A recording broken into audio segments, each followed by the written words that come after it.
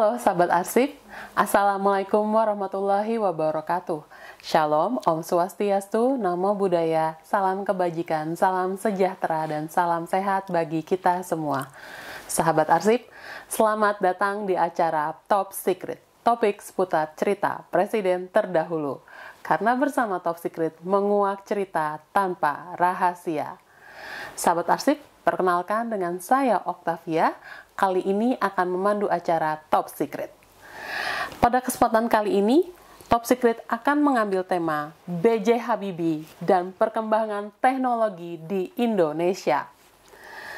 Sahabat arsip, Baharudin Yusuf Habibie merupakan wakil presiden ke-7 dan presiden ke-3 Republik Indonesia. Beliau lahir di Parepare, Sulawesi Selatan pada tanggal 25 Juni 1936. Pada tahun 1955 hingga 1965, B.J. Habibie melanjutkan studi teknik penerbangan spesialisasi konstruksi pesawat terbang di Aachen, Jerman Barat. Menerima gelar Diploma Engineer pada tahun 1960 dan gelar Doktor Engineer pada tahun 1965 dengan predikat cum laude. Di kancah internasional, beliau dikenal sebagai Mr. Crack. Pada tahun 1978, B.J. Habibie dilantik sebagai Menteri Riset dan Teknologi atau Menristek. Sahabat arsip, kali ini narasumber pada acara Top Secret menghadirkan narasumber yang menjabat sebagai anggota Dewan Pembina The Habibie Center. Sahabat arsip, mari kita sambut Bapak Andi Makmur Maka. Selamat datang Bapak di acara Top Secret. Ya, selamat datang. Baik, terima kasih Bapak sudah berkenan hadir dan nanti akan sharing terkait dengan materi kita yaitu B.J. Habibie dan perkembangan teknologi di Indonesia. Baik. Langsung saja Bapak, berbicara mengenai figur seorang B.J. Habibie, mungkin masyarakat akan selalu mengkorelasikan dengan pesawat. Pertanyaannya, apa yang membuat pesawat itu menjadi daya tarik Presiden Habibie untuk di-story? Silakan Bapak. Ya, pertama kali saya rasa kita mulai dari awal menceritakan bagaimana Pak Habibie itu datang ke Indonesia, kemudian apa konsep-konsepnya tentang pembangunan Indonesia khususnya dalam bidang teknologi. Beliau pertama kali kan diundang oleh Presiden Soeharto untuk kembali ke Indonesia setelah mendengar prestasi-prestasi beliau di luar negeri, karena beliau ini adalah sebelum datang ke Indonesia adalah seorang industriawan di negara barat khususnya Jerman yang kenyang dalam pergaulan, dalam interaksi internasional dengan perusahaan-perusahaan yang multinasional. Jadi ini latar belakang beliau, kemudian dia datang ke Indonesia dan diminta untuk memberikan sumbangsinya, ilmunya kepada negara, dan dia penuhi. Nah, pada awalnya beliau kan sudah mengatakan bahwa saya ini cuma tahu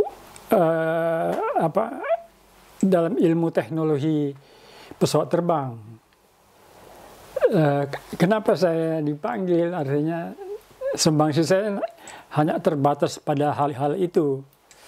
Kemudian Pak Harto dalam dialognya itu mengatakan, ya kalau kamu bisa bikin pesawat terbang, yang lainnya kan kamu bisa bikin. Nah, artinya dia akan diberikan pekerjaan-pekerjaan lebih spesifik untuk pembangunan teknologi di Indonesia. Ini latar belakang pertama. Kemudian beliau konsisten pada awalnya tahun 1974 mulai datang ke Indonesia, belum menetap. Kemudian dia diminta membangun sebuah industri pesawat terbang. Pertama Yano Tanyo itu, kemudian menjadi IPTN, Industri Pesawat Terbang Nusantara. yang berkedudukan di Bandung. Nah pada saat itu dia mulai bekerja dalam 2 tahun dengan teman-teman yang didatangkan dari Jerman itu, teman-teman bahasa orang Indonesia. Itu akhirnya pada tahun 2 tahun kemudian, 1976, IPTN berdiri. Belum namanya IPTN, masih Nurtanio berdiri. Memang industri pesawat terbang. Nah beliau mengatakan di IPTN kan di Nurtanio di Hussein Sastra Negara itu kan sudah ada pembuatan pesawat oleh Pak Nurtanio CS, misalnya pesawat capung. Nah Pak Habibie mengatakan yang kita mau lakukan ini adalah pesawat profesional yang adalah sebuah industri. Nah industri ini memerlukan banyak resources, banyak keperluan, banyak investasi. Nah Pak Harto pada waktu itu mengatakan tidak apa-apa, kami yang tanggung. Nah memang IPTN berdiri dengan saham 100% adalah pemerintah. Jadi pemerintah yang memiliki full 1%, tidak ada saham-saham pribadi, tidak ada saham-saham perorangan, hanya pemerintah yang memiliki. Jadi artinya ini memang adalah milik pemerintah, jadi bukan milik pribadi. Nah sesudah itu Pak Habibie mengatakan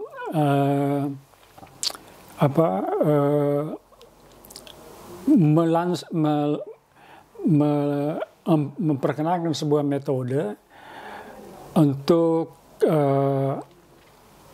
bagaimana industri ini bisa bermanfaat kepada bangsa Indonesia, dan bagaimana bisa industri ini bisa meng-create atau menciptakan anak-anak muda yang mempunyai kemampuan untuk menjadi penggantinya, untuk menjadi penerus. Jadi ada 2 tujuannya sebetulnya. Pertama sebagai industri, kedua sebagai sebuah industri yang menjadi wahana untuk membuat anak-anak pintar, untuk anak-anak pintar menyelesaikan persoalan-persoalan bangsanya. Nah, tidak hanya khusus dalam pesawat terbang, tapi kali ini ya mereka di bidang pesawat terbang. Nah, pada saat itu fasilitas atau orang-orang yang berkemampuan untuk itu kan terbatas. Tahun 1976 kan dokter dalam bidang aeronautika nggak ada di Indonesia. Jadi betul-betul diambil dari anak-anak yang masih fresh ya. Itu khususnya di IPTN, Universitas ITB ya di sana.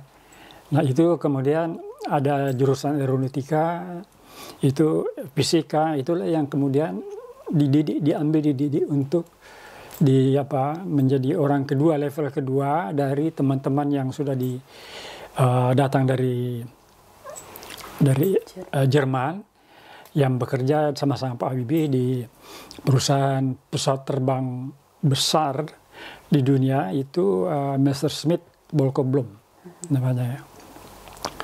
Nah itu kemudian berjalan dengan beberapa teori tahapan, mungkin nanti kita akan sebutkan dalam kebijakan-kebijakan.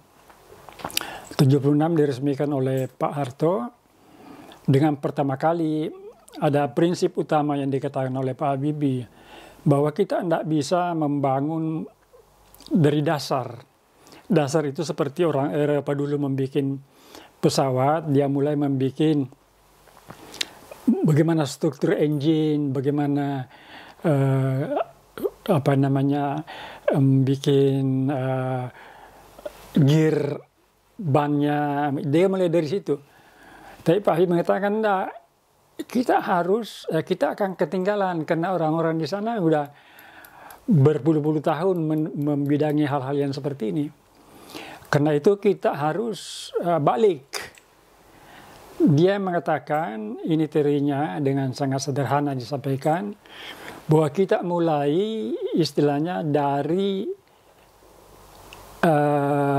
akhir dan berakhir di awal.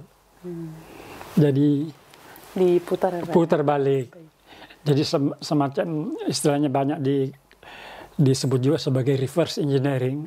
Jadi ada pesawat itu mau berhenti kan di rem ya. Nah, ini berarti bahwa kita tidak mulai dari penelitian.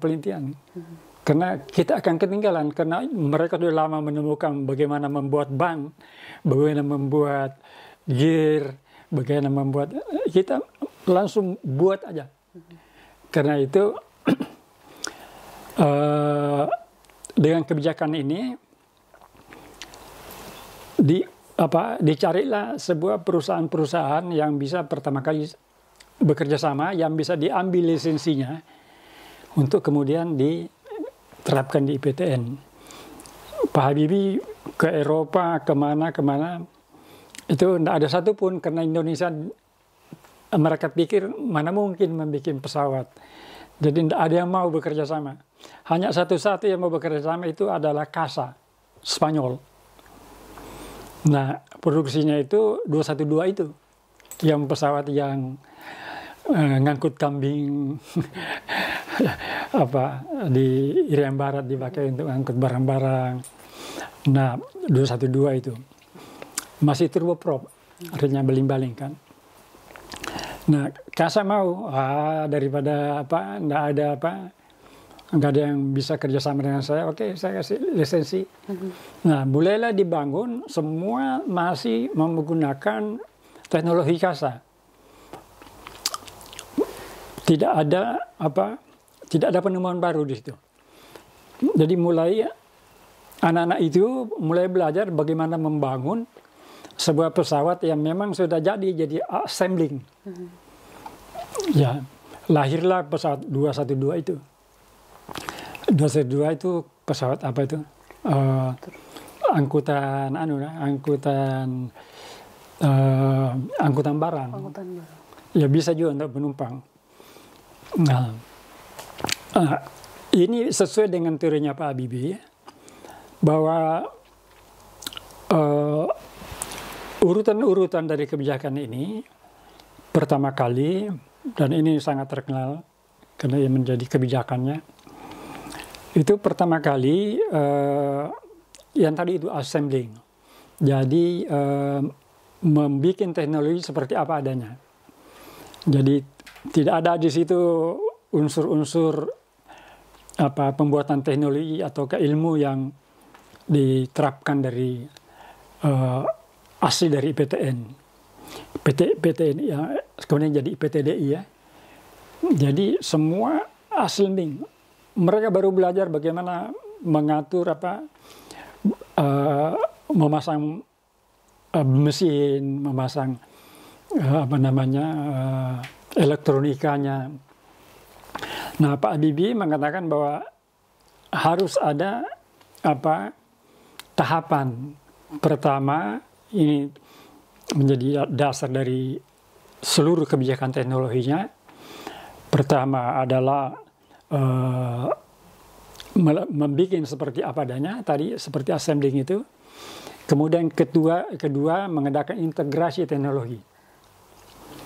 Kemudian ketiga baru penciptaan, artinya full, tidak ada lagi integrasi, full anak-anak bangsa Indonesia. Kemudian ketiga baru penelitian dasar. Jadi penelitian itu yang dibalik. Reverse teknologi, Pak. Reverse itu. Jadi setelah dicanangkan itu, IPTN berjalan mulai 76 membuat sampai 7 berapa itu, membuat N212 itu. Kemudian tahap kedua sudah ada integrasi, muncullah CN235. Integrasi berarti sudah ada penyatuan dengan unsur. Iya, jadi ada CASA punya, ada juga ya. Jadi CN itu kan Nurtanio Kasa. Kasa 235. Nah, itu berarti sudah mulai ada kebanggaan karena kita sudah mulai ikut dalam penciptaan itu, model itu. Akhirnya 212 Gatot Koco terbang. Ya. Dia menambah keyakinan bahwa kita ternyata bisa melakukan ini. Anak-anak itu juga sudah mulai membuat mulai mendapat pengalaman membuat CN 235. Ini yang paling banyak terjual kan, CN 235 itu. Ada versi militernya, kemudian ada versi angkutan umum, dan sampai sekarang saya kira masih banyak yang beroperasi. Kemudian ketiga dia bilang penciptaan, jadi bukan lagi integrasi, bukan lagi apa adanya. Sudah ketiga adalah penciptaan. Itulah N250. Jadi N250 itu yang terbang dan membanggakan itu tidak ada lagi unsur-unsur kasanya di situ. Tidak ada lagi. Jadi betul-betul ada proses yang dilakukan oleh bangsa Indonesia sendiri, oleh anak-anak kita di Bandung. Nah, itulah kemudian tidak hanya harus membuat, karena mereka itu memerlukan pengalaman, karena itu mereka dididik banyak ke luar negeri, banyak melakukan praktek, bahkan pendidikan dikirim, karena dia anggap bahwa dalam 5 tahun ini kita akan berkembang lebih jauh.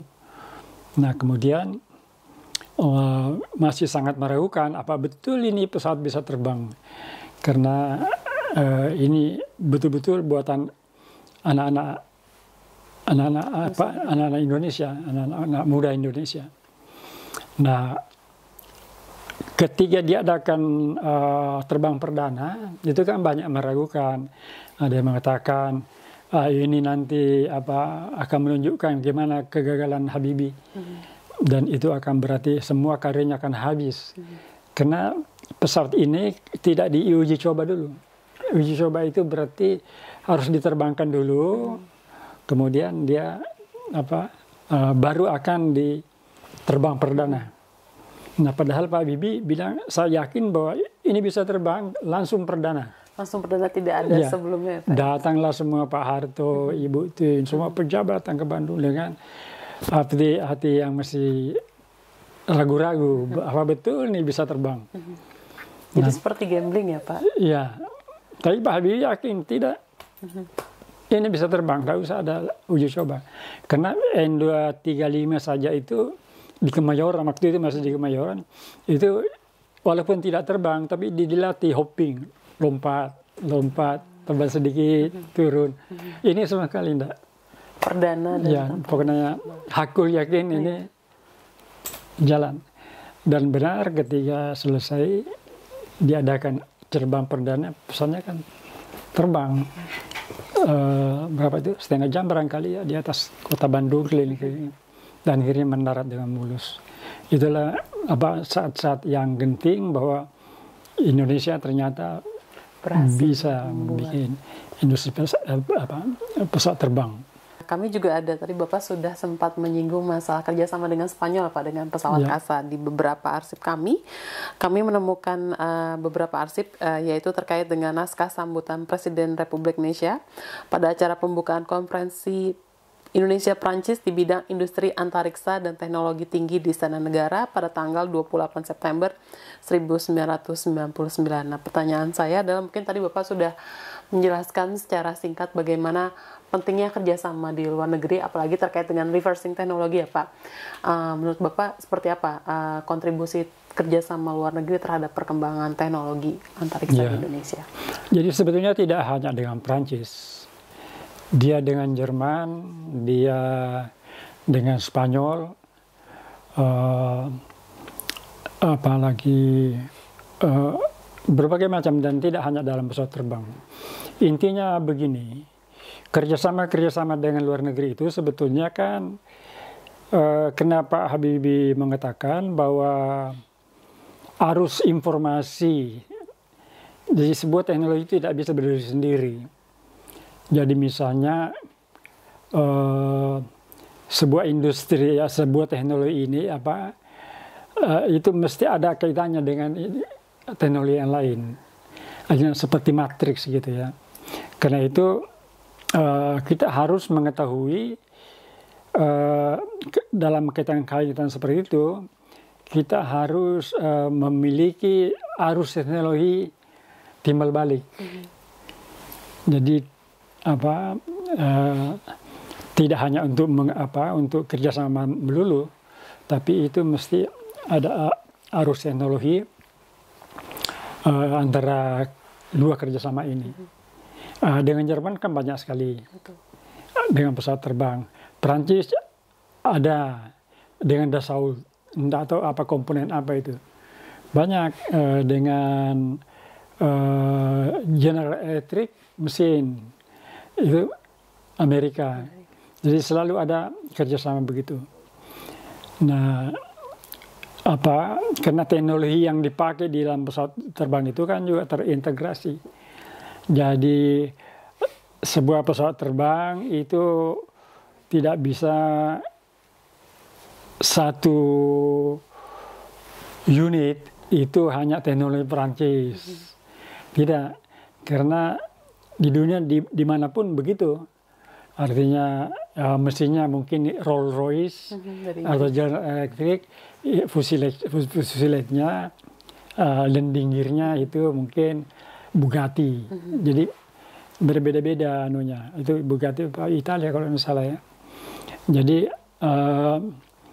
harus ada informasi dan kita memperkuat kerjasama tidak hanya dengan negara Eropa, dengan Amerika. Nah, karena itu ini dalam rangkaian untuk mendidik tenaga-tenaga ahli, misalnya di BPPT itu kan banyak anak-anak yang dengan berbagai disiplin, ada fisika, ada pertanian, ada mesin. Nah, itu setiap tahun ini untuk menambah nilai tambah mestinya, memberikan nilai tambah kepada mereka. Itu setiap tahun diadakan kunjungan. Beliau berangkat dan menyertakan anak-anak muda ini. Anak muda yang mungkin baru pertama kali ke luar negeri, tapi dia di dalam negeri kan fisikanya misalnya prestasinya yang tinggi, apa itu istilahnya? Olimpiade Sains. Ya, dia tinggi-tinggi semua. Nah, itu yang diterima fresh kali di BPT itu. Nah, kan mereka itulah yang dibawa. Ya, sebetulnya untuk menambah horizon, menambah pengetahuan bahwa begini loh, dalam industri elektronik misalnya, itu tahap di sini, di Jepang itu sudah sampai sini. Jadi seperti studi banding ya kan? Iya, ekskursi. di Amerika itu sudah sampai ini. Nah, itu setiap tahun pertama ke negara Eropa, sehingga di ASEAN, kemudian di negara-negara Asia, tahun kedua mesti ke Amerika. Itu selalu. Selalu. Karena dia harus memberikan tambahan, istilah Pak Habibie, memberikan nilai tambah kepada anak-anak ini. Jadi anak-anak ini mengerti bahwa state of the art teknologi elektronik itu udah sampai di sini di Amerika. Kita baru tahap apa gitu kan? Jadi memotivasi ya Bu. Iya, jadi harus seperti ini. Jadi itu selalu kebijakan Pak Habibie. Memang tidak banyak, mungkin cuma 20 atau ke 15 setelah ditunjukkan mereka kemudian memencar ke lembaga-lembaga teknologi yang lain. Nah, kemudian dia pergi untuk berkonferensi atau seminar ataukah bertemu dengan tokoh-tokoh negara itu. Jadi itu saya kira tujuannya kenapa selalu diadakan kerjasama dengan negara lain. Iya, baik, terima kasih Bapak. Tadi Bapak sempat menjelaskan mengenai reversing technology, di mana riset itu adalah tahapan akhir. Nah, ketika masa kepemimpinan Bapak Habibie sebagai Menristek, seperti apa kontribusi terhadap tahapan riset ini terhadap perkembangan teknologi di Indonesia? Ya, banyak sekali. Itu yang mereka golongkan sebagai teknologi mutakhir. Jadi pesawat terbang, kapal, kereta api, persenjataan, itu semua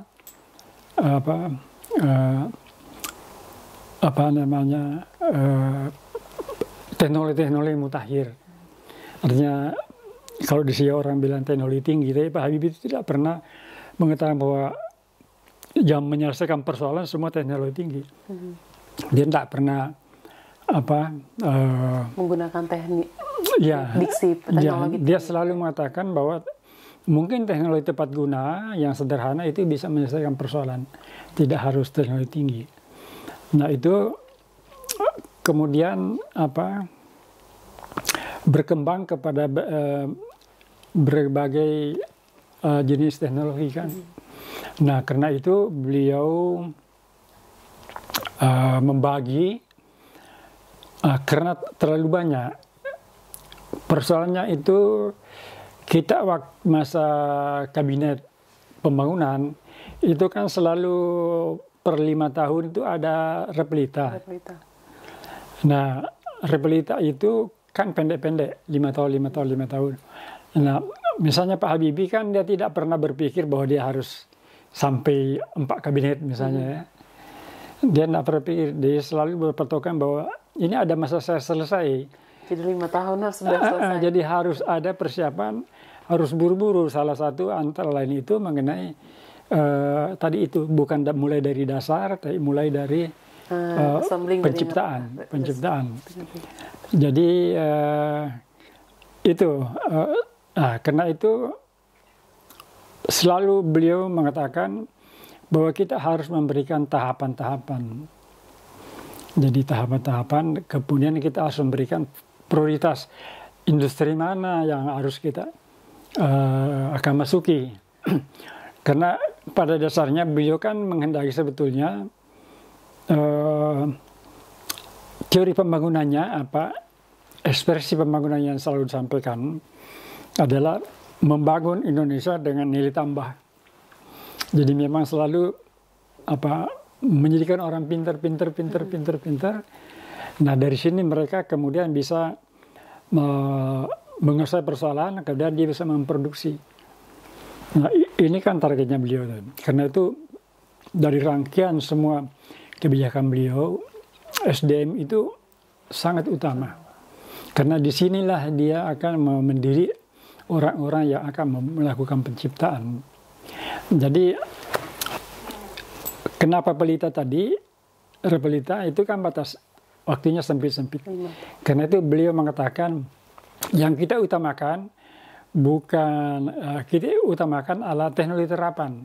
Jadi dia tidak memang berharap bahwa ada sebuah teknologi untuk penelitian dasar atau penelitian murni gitu ya. Artinya bikin paper. Kemudian ini dia tidak mau, dia hak terapan yang bisa dilaksanakan. Nah karena itu tadi batas waktunya kan harus ada dampaknya.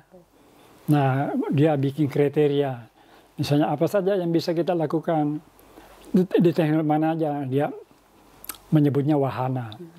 Jadi pertama kali itu yang bisa kita masuki itu istilah pesawat terbang. Kemudian perkapalan itulah PT PAL.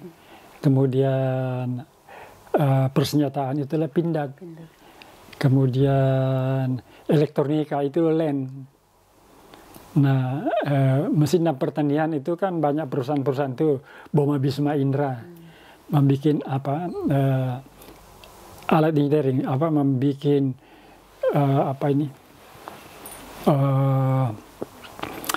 artinya untuk membikin sebuah pabrik gula itu diperlukan generatornya apa. Nah itu Boma Bisma Indra, kemudian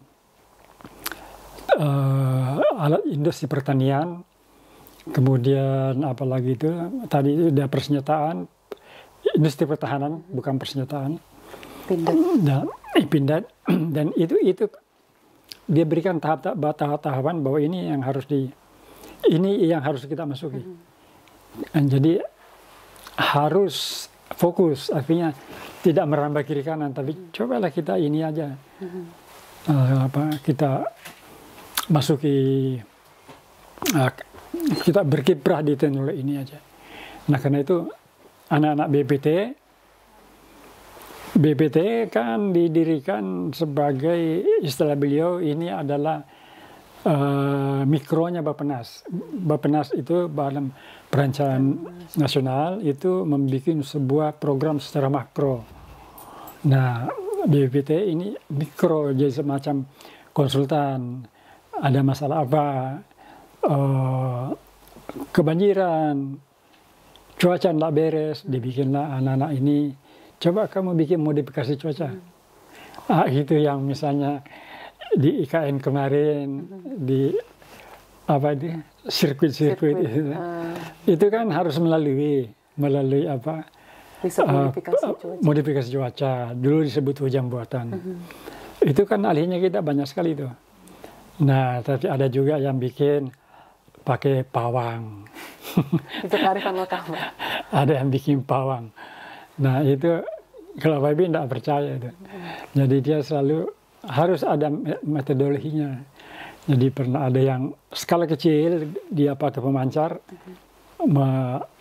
mensemprotkan ke awan, dan ada juga yang pakai pesawat terbang menaburkan abang. Nah tidak tahu yang 17 Agustus itu ikan tidak hujan misalnya, apakah karena pawang, apakah karena itu. Saya tidak tahu, tapi itu dilakukan. Nah, itu salah satu penemuan. Misalnya bagaimana di mensiasati sumber-sumber air di desa-desa. Gampang teknik tepat guna. Coba kita bikin mikrohidro. Suruh anak-anak lagi bisa belajar. Mikrohidro itu adalah pengairan, sumber pengairan yang diambil misalnya dari air terjun kecil. Air terjun kecil di tempat ke mesin, kemudian dia bisa mengairi sawah. Jadi ini teknologi tepat guna. Jadi bukan hanya pesawat. Nah kemudian macam-macam. Orang misalnya di daerah Cituis itu nelayan mengatakan, Pak, kami kesulitan ini, kita tidak bisa membuat ikan ini awet karena kita tidak punya es. Harus datangkan jauh, dan itu repot transportasinya. Kemudian sampai di sini sudah kemudian diciptakanlah es curah di tempat itu. Jadi begitu pula mengenai penerangan. Gimana ini kita tidak bisa terjangkau listrik terlalu jauh, pusat anunya dialirkan ke sana. Nah dibikinlah listrik tenaga surya. Itulah semua bagian-bagian dari bagaimana memecahkan persoalan bangsa. Jadi itulah kenapa perlunya terapan. Dan itu mungkin salah satu dari penerapan teknologi tepat guna ya Bapak ya. Dan ini juga ada naskah sambutannya Bapak di arsip kami, di naskah sambutan Presiden Republik Indonesia pada peresmian pembukaan gelar teknologi tepat guna di Jakarta 10 Agustus tahun 1999. Nah baik sahabat arsip, sebelum kita membahas tema dan pertanyaan yang jauh lebih menarik lagi, mari kita saksikan video sosialisasi dari Pusat Studi Arsip Statis Kepresidenan.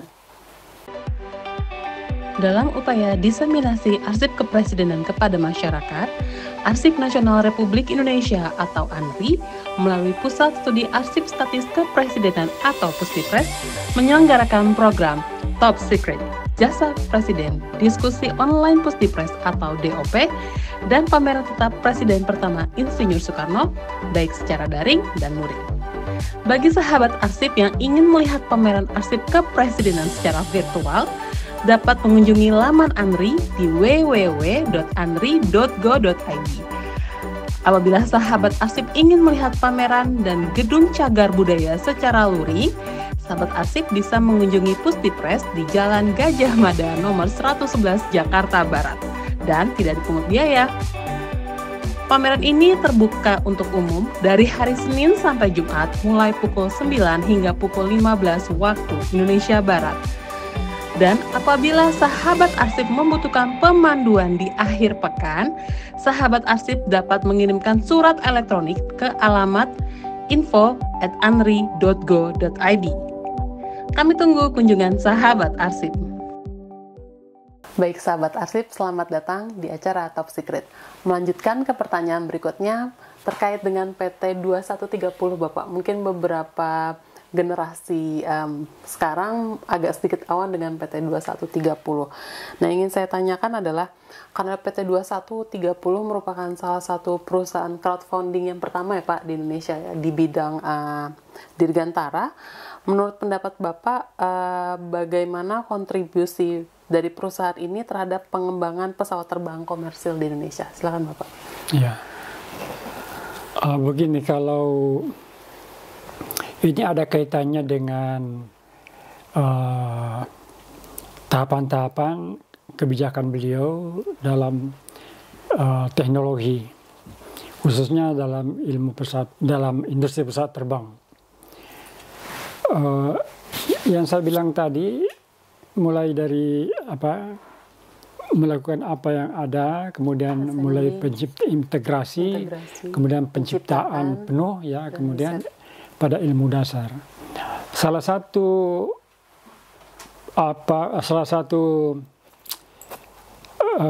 keharusan menurut beliau, kalau kita melaunching atau menggerakkan satu usaha teknologi, itu haruslah selain bahwa dia bermanfaat bagi bangsa Indonesia, kemudian secara logis bisa dilaksanakan, kemudian harus diteruskan mengenai pendidikan latihan, itu syarat-syarat beliau.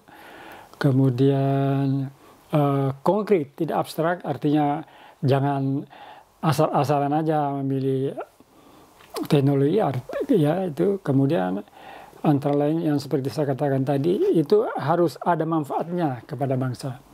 Jadi ada manfaat dan ada kegunaannya. Nah, dalam industri pesawat terbang misalnya itu beliau mengatakan harus ada rencana progressive manufacturing plan. Jadi rencana produksi maju. Terjemahannya yang biasa dipakai.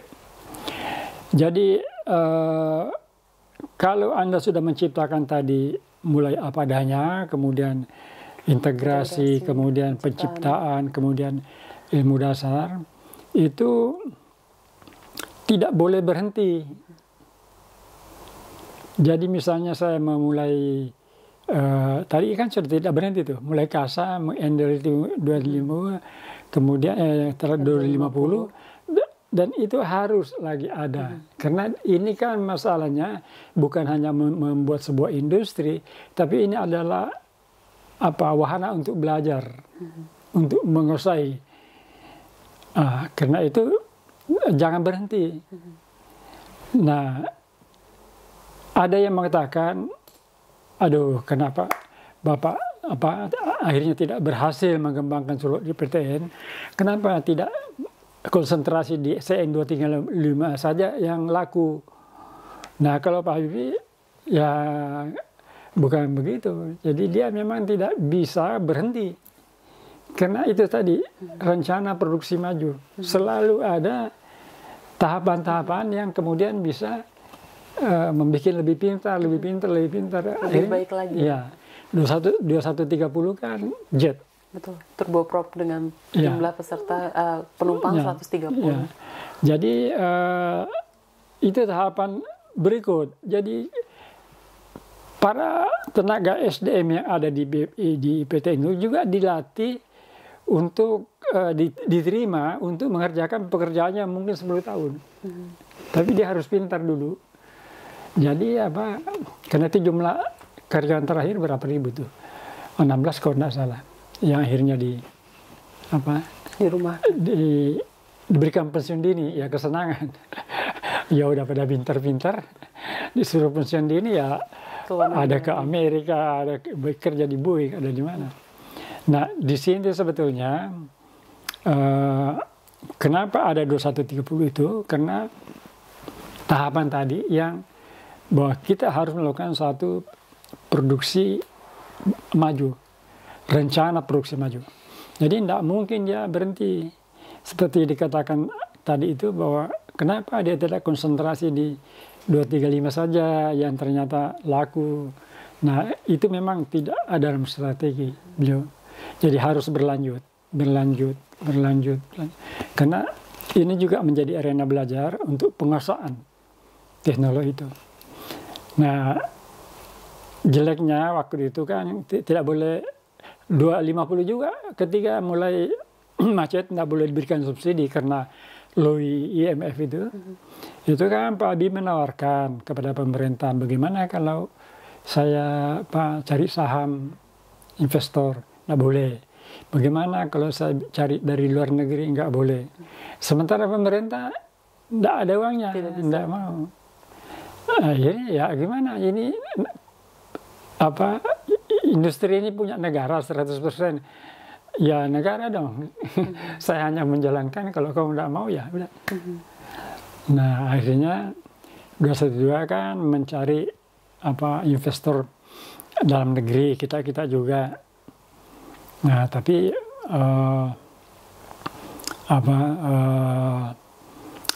terjadi reformasi itu, kemudian semua investor yang sudah masuk itu kemudian menarik diri. Nah crowdfunding juga tidak memenuhi harapan, ya. Tidak seperti yang diharapkan. Jadi tidak bisa diharapkan untuk memproduksi pesawat itu. Nah sebetulnya tidak seberapa. N50 kan tinggal berapa triliun untuk selesai. Ada izin terbang, ada izin dari FAA, Federasi untuk pesawat memberikan izin untuk terbang. Itu tidak ada artinya. Artinya ketika waktu itu bisa kita mendapatkan uang dari pemerintah, maka pesawat ini pasti terbang. Andainya sekarang kita banyak uang kan, bikin macam-macam dengan triliunan. Ini 250 itu tinggal seberapa.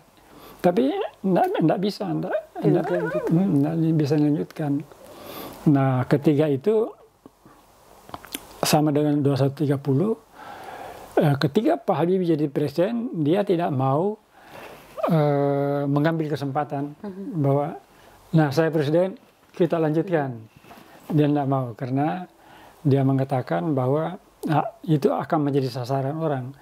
Bahwa ini mentang-mentang dia presiden, dia lanjutkan. Nah waktu itu dia bertahan bahwa oke, jangan kita lanjutkan. Kita konsentrasi dulu pemulihan pemulihan kesulitan-kesulitan yang dialami oleh rakyat banyak. Ya, baik. Terima kasih Bapak. Kita sudah cukup berbicara mengenai pesawat terbang. Beberapa arsip yang kami temukan di tim Top Secret juga ada concern dari Presiden Habibie terkait dengan pengembangan industri kapal dengan adanya perusahaan PT PAL. Nah, pertanyaan saya adalah, menurut Bapak bagaimana kontribusi dari Bapak B.J. Habibie sebagai Menristek dan Presiden terhadap perkembangan teknologi perkapalan Indonesia? Apakah ada kerjasama seperti pesawat dengan Spanyol dan negara lain? Silakan Bapak. Nah, ini sama dengan pesawat terbang. Yang tadi saya sebutkan, perkapalan kan menjadi bagian wahana. Saya katakan tadi, pesawat terbang, industri maritim dan perkapalan, transportasi darat, kemudian industri pertahanan, dan selanjutnya. Jadi yang kedua itu memang perkapalan, maritim dan perkapalan. Nah itulah sebabnya dia konsentrasi, dia ditunjukkan bahwa gunakan itu PT PAL. PT PAL kan punya angkatan laut. PAL itu penataran angkatan laut. Tapi kan di sana mungkin Dok untuk perbaikan-perbaikan. Nah, dia Pak Habibie mengatakan harus industri, harus kita melakukan. Nah, tahap pertama beliau kan meminta pertimbangan misalnya industri pertahanan. Kalau nggak salah Pak Hasan Habib barangkali ya, waktu itu Kasum Abri, dia bilang sebetulnya apa sih Pak yang diperlukan oleh Abri, Angkatan Laut khususnya. Dia bilang patroli cepat. Dibikinlah kerjasama dengan Jerman, dibikinlah kapal patroli cepat, banyak sekali. Itu untuk mengawal penguasaan pantai-pantai. Nah itu awalnya itu kan misalnya dengan Jerman kalau tidak salah dibikin kapal-kapal cepat, ya. Kemudian ada fregat, itu juga dibuat. Nah apalagi angkutan komersil. Kemudian dibuat komersil, ada dulu program Caraka Jaya. Saya kira perusahaan-perusahaan swasta kita, perkapalan kita, misalnya Jakarta Lloyd mungkin menggunakan itu Caraka Jaya, macam kontainer ya. Kemudian juga Paulo Bono, itu pesawat besar. Nah, kualitas dari sama dengan IPTN, kualitas dari produk-produk PT PAL itu kata orang ya, kalau kita melihat pesawat itu, kapal itu, kita tidak pernah mengira bahwa itu kapal buatan Indonesia. Karena apa yang dihasilkan di Jerman seperti persis apa yang dia dibuat di Indonesia. Jadi tidak ada perbedaannya. Nah, disitulah kontribusi Pak Habibie. Karena itu sangat concern, selain berkunjung ke Bandung untuk pesawat terbang, dia tiap saat juga ke Surabaya. Nah di Bandung itu yang digunakan tenaga-tenaga ITB, anak-anak muda ITB. Di Surabaya digunakan anak ITS dari perkapalan. Jadi kalau melihat tenaga kerja itu anak-anak itu, mahasiswa-mahasiswa situ, lulusan dari situ. Nah yang paling berkembang saya rasa sampai sekarang nggak tahu sudah ada campur tangan Departemen Perhubungan. Yang paling berkembang PAL itu, karena saya baca terakhir juga malah kapal selam bekerja sama dengan Dewo itu Korea ya, ya itu bikin kapal selam, jadi bukan lagi diimpor. Nah bikin fregat ada, jadi macam-macam jenis. Yang dibuat di sana ada eksperimen juga pernah dilakukan kapal Maruta Jaya. Maruta Jaya itu kapal yang, tapi ini eksperimen, menggunakan mesin tapi juga menggunakan layar. Nah, itu yang ada foto yang saya kirim itu, ada foto Pak Harto, Pak Haryo Danutirto, Menteri Perhubungan, dan Pak Habibie menonton di pesawat itu dengan sorotan lampu. Itu karena dia manuver Maruta Jaya itu di Selat Sunda. Dia menonton itu. Ada fotonya itu. Nah situ, tapi Maruta Jaya saya kira tidak dilanjutkan ya. Saya dengar terakhir dikandaskan. Tapi memang itu eksperimen. Kalau memang bisa, artinya kita bisa pakai layar. Layar itu seperti perahu bugis, pinisi, yang pakai layar. Tapi kemudian juga pakai motor. Nah, saya kira industri yang paling besar, yang paling berhasil artinya, selain IPTN yang sekarang masih berproduksi, adalah PT PAL itu. Selain Pindad, Pindad itu kan bikin banyak sekali. Betul. Tank-tank Senjata juga. Iya. Laras panjang, pendek, peluru-peluru yang dibikin di amunisi di PT apa itu, di Dahana, alat peledak ya di Turen. Itu semua dalam rangkaian memajukan industri strategis. Ya, ini dimasukkan industri strategis. Bagian dari industri strategis. Ya, tapi nggak tahu sekarang bagaimana. Mungkin PT Pindad sampai terakhir itu tahun 90 berapa itu kan masih orang-orang dari PTN yang direkturnya. Pindad itu punya angkatan darat, PAL itu punya angkatan laut. IPTN itu punya angkatan udara. Jadi juga Sekolah Matra juga ada industri strategisnya ya Pak. Baik, beberapa dari tim Talk Secret kami juga menemukan beberapa catatan tangan. Mungkin catatan itu dari tahun 90-an, 80-an, Bapak Habibie sudah jauh lebih visioner. Kami pernah melihat catatan beliau terkait dengan pengadaan MRT yang sekarang mungkin sudah dirasakan masyarakat oleh masyarakat Jakarta khususnya. Menurut Bapak, selain tadi ada pesawat terbang, kemudian ada kapal, dan juga apakah ada teknologi-teknologi yang sudah terpikirkan jauh sebelum sekarang sudah aplikasikan, contohnya MRT, apakah ada teknologi yang pernah dipikirkan oleh Bapak B.J. Habibie yang dirasakan sekarang masyarakat, manfaatnya bagi masyarakat Indonesia? Ya, MRT itu juga sebetulnya itu dari awal juga dalam konsep dari Pak Habibie juga. Kemudian banyak penawaran-penawaran, tapi ditolak. Antara lain salah satunya misalnya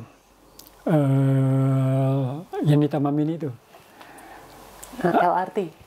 Apa di Taman Mini itu? LRT. Di dalam Taman Mini. Jembatan gantung. Bukan. Ada apa namanya? Kereta gantung. Kereta gantung. Itu salah satu penawar itu, kemudian ditolak oleh Pak Habibie, akhirnya diterapkan di Taman Mini. Tapi nggak tahu apa masa jalannya. Teknologinya ditolak oleh Pak Habibie. Ya, itu berhasil ya kalau nggak salah. Nah, tapi kan mahal ya, tidak seperti sekarang banyak uang. Selat Sunda juga sudah pernah dirintis, bagaimana membuat menghubungkan Lampung dengan Merak. Apakah dia bisa pakai dengan jembatan biasa, apakah dia terowongan bawah laut. Sebetulnya sudah jauh sekali melibatkan Jepang.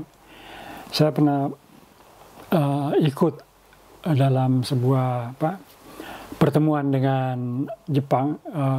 Jepang itu bukan JICA ya, tapi JIF, Japan Indonesia Forum. Jadi itu rutin diadakan 1 tahun, bersidang di sana, kemudian bersidang di Jakarta. Bolak-balik. Itu antara lain merencanakan mengenai teknologi jembatan Selat Sunda. Apakah terowongan, apakah di atas. Itu aja belum selesai. Kemudian Suramadu juga Pak Habibie mulai dari awal. Itu kemungkinan besar bisa dilaksanakan, tapi pada waktu itu aneh sekali, kami sudah berkali-kali ke sana. Itu para ulama kan menolak. Para ulama itu menolak, dia mengatakan bahwa nanti kalau ada jembatan yang menghubungkan Surabaya dengan ini, nanti kemajuannya tidak terkontrol. Jadi kemudian berkali-kali dia akan persuasi, tapi masyarakat terutama ulama-ulama itu menolak, jadi didiamkan. Nanti pada masa Pak SBY baru kan dilanjutkan programnya. Banyak sekali rintisan teknologi di elektronika itu switching digital itu adalah perubahan dari analog ke digital. Itu Telkomsel itu kan Pak Habibie yang merintis. Iya, merintis itu pertama kali orang mengatakan tidak mungkin dilakukan, tapi dia bilang tak, bikin satu aja dulu menara di Batam. Jadi apa yang kita nikmati sekarang ini, digital ini, itu studinya BPPT dan itu adalah rangkaian dari usaha Pak Habibie. Bahkan Pak Habibie lupa bahwa ini dulu ada rencana BPPT membuat pengalihan dari analog ke digital. Tapi Telkomsel datang menyampaikan, Pak, ini penemuan Bapak. Apa? Ini anu Bapak dari dulu. Baru ini apa? Ini kan switch digital dulu, switch perubahan itu kan. Dari analog ke digital. Ini kan Bapak. Oh iya. Jadi, Bapak sendiri juga lupa. Iya, jadi Telkomselnya datang ke rumahnya Pak Habibie. Iya. Dia bilang, ini kan jasa Bapak ini pertama kali membuat menara percobaan di Batam itu. Jadi Telkomsel itu harus minta banyak terima kasih. Dan Batam juga merupakan salah satu kota komplementer untuk negara Singapura pada saat itu yang direncanakan oleh Pak Habibie ya Bapak. Jadi itu juga bukan eksperimen ya, itu adalah tugas Pak Habibie untuk bagaimana melaksanakan bukan hanya teknologi tapi pembangunan daerah. Tapi semua tugas Pak Habibie kan macam-macam. Semua ada kaitan dengan teknologi. Karena itu dengan Batam pun begitu. Dia berharap bahwa di pulau ini hanya 21 mil dari Singapura ini kelak bisa menjadi penampung kelebihan-kelebihan industri dari Singapura. Karena itu dibuatlah sebuah kompleks industri. Siapa yang mau ke sana, ada yang mau assembling telepon begini bisa di sini, ada yang bikin casing di sini ada disediakan. Nah itu konsep awal pertama. Tapi dari awal Batam itu kan hutan belukar. Pertama kali kami ke sana berkali-kali, saya pernah ke sana sebelumnya ketika masih di Pertamina. Itu nggak ada apa-apa, kita harus datang dari Singapura baru ke Batam pakai speedboat. Nah awal-awal juga Pak Habibie begitu. Jadi tidak ada apa-apa, flat begitu, hutan belukar, ada nelayan-nelayan di pantai, nelayan-nelayan dari mungkin dari NTT, mungkin dari Sulawesi. Nah untuk menginap nggak ada, jadi akhirnya didatangkanlah. Hanya ada satu kantor milik Pertamina di sana. Didatangkanlah kontainer. Jadi kalau kita ke sana nginapnya di kontainer. Ketika bangun pagi monyet pertama di atas itu melukiskan secara ekstrim bahwa Batam itu dari nol. Kemudian Pak Habibie menciptakan kompleks industri tadi, kemudian sudah itu mendirikan, kan namanya otorita, jadi khusus ya, sama dengan otorita IKN kali. Kemudian dia membuat jalan pertama kali, jalan mulus walaupun tidak ada kendaraan. Pokoknya ada yang harus menghubungkan. Kemudian sudah itu harus ada lapangan terbang, dibikinlah Hang Nadim. Itu semua prosesnya. Sampai 2005, Pak Habibie mengatakan itu kan rencana 20 tahun selesai. Sampai di sini saya punya tugas. Ya. Sesudah itu adalah milik pemerintah daerah. Nah pada saat itu juga otonomi daerah kan ada. Nah otoritas sebetulnya nggak boleh lagi. Tapi nggak tahu kenapa diteruskan. Nah Pak Habibie sebetulnya tuh hanya sampai 20 tahun itu ya. 2005 kalau nggak salah itu transfer. Diserahkan tugas kita sudah selesai. Daerah. Tapi diteruskan, akhirnya banyak overlapping. Iya, banyak perselisihan. Kemudian kontrol penduduk tidak lagi bisa dilakukan. Jadi kota pulau itu jadi padat. Dulu kita datang hanya ada satu toko di mana kita bisa beli anggur. Anggur itu datang dari Singapura. Jadi langka sekali. Sekarang Masya Allah. Sudah ramai ya Bapak di Batam. Ya baik, terima kasih Bapak.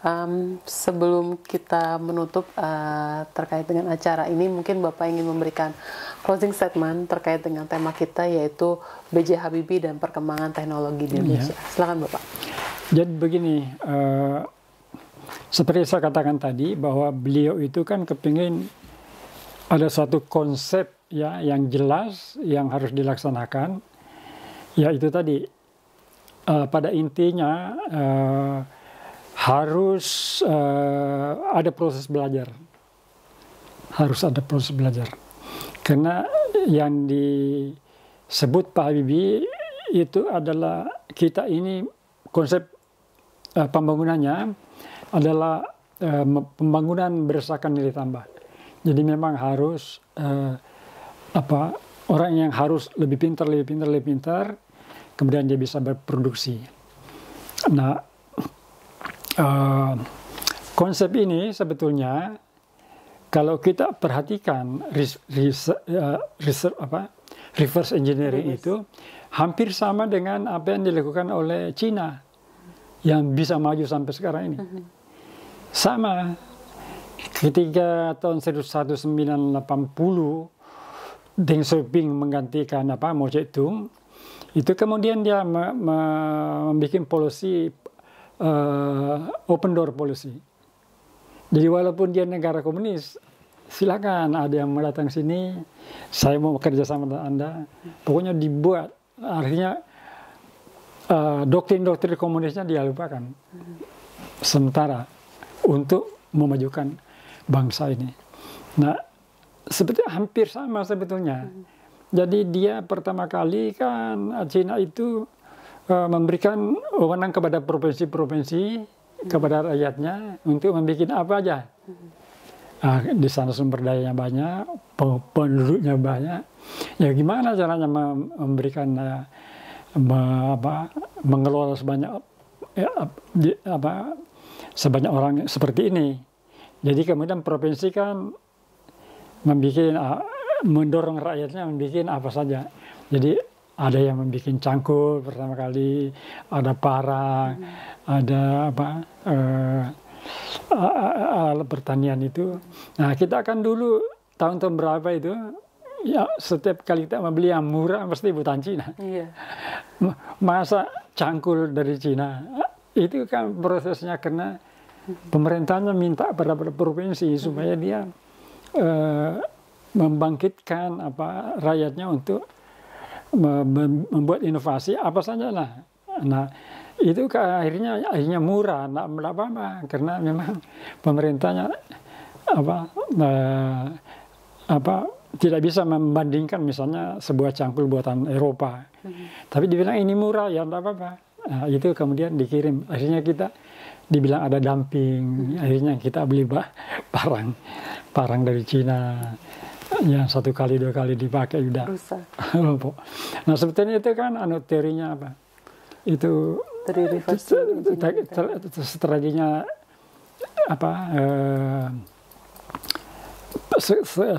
strategi Cina. Kemudian yang kedua seperti Pak Habibie mengirim orang ke luar negeri.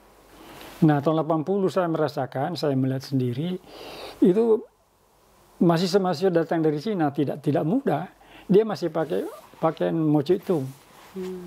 Tidak berdasi, tidak seperti sekarang ini. Dia berkelompok dan dia kirim orang ribuan sekali untuk belajar di Amerika. Siapa itu? Deng Xiaoping. Nah itu prosesnya kan Pak Habibie juga begitu, ngirim OFE, anak-anak SMA itu kan dikirim belajar. Itu semua yang sekarang sudah jadi menteri, sudah ada yang jadi direktur BUMN, bahkan sudah ada yang pensiun. Itu tokoh-tokoh politik, ada itu Nur Mahmudi, itu ketua BRIN sekarang ini juga lepasan beasiswa Pak Habibie, Hikam, menteri, siapa lagi. Itu kan program dia mengirim orang mahasiswa ke luar negeri. Itu yang membuat mirip sekali. Jadi ada strategi sebetulnya apabila dilaksanakan itu sayang sekali ya, tidak berlanjut karena banyak masalah ya ada juga persaingan politik, misalnya otoritas moneter. Ini kita perlu uang, nggak ada masih ada prioritas yang lain. Jadi mengganggu tidak lancar lah usaha itu. Kita perlu, dan seperti PTN tadi ini milik pemerintah. Ini kita tapi masih ada yang prioritas kata Menteri Keuangan. Ya akhirnya lepas lagi. Jadi memang ada, kalau secara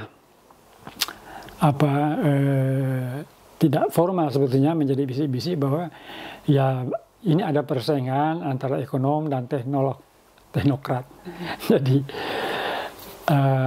entahlah pada masa pemerintahan Pak Harto sendiri ya dalam hal itu dia sangat demokratis, dia tidak paksa-paksa begini. Jadi apa yang dikatakan oleh kabinet yang dipimpin oleh Bappenas misalnya Pak Wijoyo, ya dia tidak paksakan. Bahkan ketika IPTN kekurangan uang atau apa itu, karena ada sumber dana, boleh dia mengambil dari anggaran APBN, akhirnya dia minta supaya dana reboisasi dipakai, ya salah lagi. Baik. Ya, baik. Terima kasih Bapak. Menarik sekali terkait dengan topik kita hari ini. Bapak, terima kasih atas insight dan kisah-kisah yang sudah di-sharing kepada kami. Baik, sahabat Arsip, dengan berakhirnya closing statement dari Bapak Andi Makmur maka berakhir pula acara Top Secret pada edisi kali ini. Sebelum saya menutup acara, saya mengajak sahabat Arsip untuk mensubscribe dari kanal YouTube Arsip Nasional Republik Indonesia, kemudian untuk menfollow akun Instagram @arsipnasionalri. Sahabat Arsip, jangan lupa untuk like program Jasa Presiden di Instagram dan program DOP dan Top Secret di kanal YouTube Arsip Nasional Republik Indonesia. Akhir kata, atas nama kru yang bertugas pada kali ini, memohon maaf atas kekurangan dan kesalahan dalam penyelenggaraan acara ini. Sahabat Arsip, tunggu kami di acara Top Secret dengan edisi yang jauh lebih menarik. Sahabat Arsip, selamat jumpa di edisi Top Secret berikutnya. Karena bersama Top Secret menguak cerita tanpa rahasia.